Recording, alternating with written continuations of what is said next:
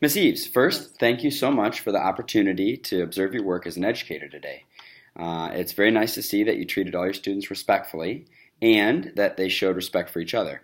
It's absolutely essential that students feel school is a positive, welcoming place for them to learn and become adults, and your kindness is a big part of making that happen and helping improve the atmosphere of growth that we're trying to create. Before I begin the post-observation interview, I want you to remember that you're going to have an opportunity to revisit any of the questions at a later date and submit your answers, just in case you can't think of exactly how you want to respond perfectly right off the top of your head. Is that fair? That's more than fair. Perfect. Okay, sounds great. So, first question is, thinking about how this lesson fits with what you usually do in your class, how did your procedures facilitate learning? Well, I first began by, my planning really helped with it. And then the procedures that I use, I got them from online. So I felt that I really was doing the correct procedures, and then I have like a student helper, which is always great because I can keep my eyes on everybody else. And so that's why I felt, and then I had them on a board, so it's easy for them to reflect back to know the exact procedures to use. Sure. Okay. What learning do you think took place as a result of your lesson? I want you to think about the extent to which students were productively engaged and the extent to which students were intellectually engaged. Well, intellectually, I believe that they were reading the materials. So everything it was a high reading for their grade level. And then they answered the questions. So I think that was both intellectual and some engagement because they had to go back to the passage to read. Sure. And how did you use questioning and discussion techniques to guide student learning in the lesson? Well, I know that's something that I have to work on because I'm not really familiar with that strategy, how to use questions, because the sheet that I had already had questions on there, so I know that that's something that I need to work on. Okay. What did you consider as you were planning that you were going to use or going to discuss to inspire them to think? Oh, well, we read a passage about an Army war veteran, but he actually passed before. So I asked them, like, who was their hero? Because the passage was about him saying that people usually use celebrities and different things like that to be their hero versus using someone that gave their life for their country. And so I asked them first, like, well, who's your hero? So I had them thinking about. Great. And that family connection is really important. Yes. So good. I really like that. How did you meet students' needs based on what you know about them?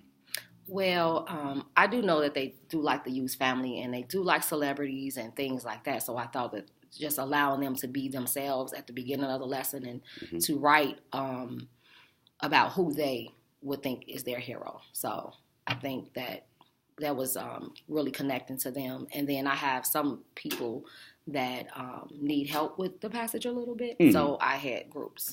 Okay. I had 2 students working together. Okay. And now hitting on what I think is one of your strengths, how do you show your students that you care about them and their success? Well, I do a lot of high fives. I use their name, so I'll say, Jacob, I'm very proud of your success. And or if it's a student that sometimes is off task, I'll say, Billy, I really enjoy the way you're working today. Different things like that. I use their name to build that connection. And also, if I know that they're doing something like a track meet or something like that, I'll encourage them to have a good track meet or let them know that I'll be there to see them. Right. Excellent. Thinking about what you had planned, how did you demonstrate responsiveness and flexibility throughout the lesson?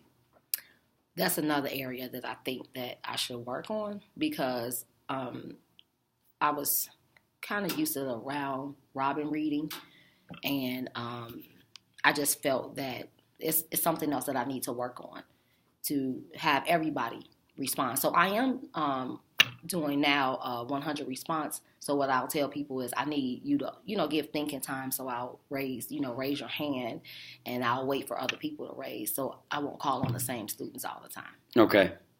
How would your students evaluate the usefulness or value of this lesson?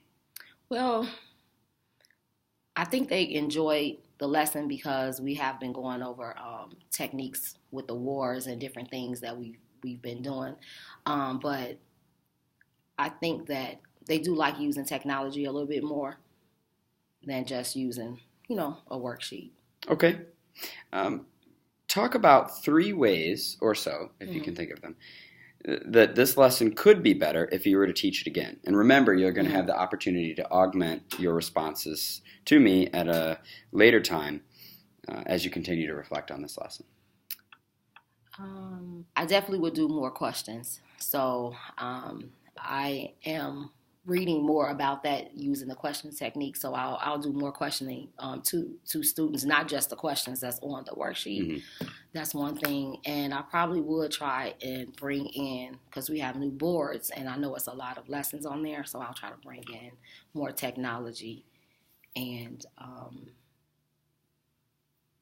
I think it could probably be more, instead of just having the procedures on the board, mm-hmm. they could have like little small rubrics on their desk, because then they don't, they have everything what they need. Okay, and you already mentioned 2 ways that you mm-hmm. feel like you need to grow as an educator. Mm-hmm. One in more responsiveness and flexibility, and the other in questioning. Yes. What kind of support do you feel like you need to thrive as an educator?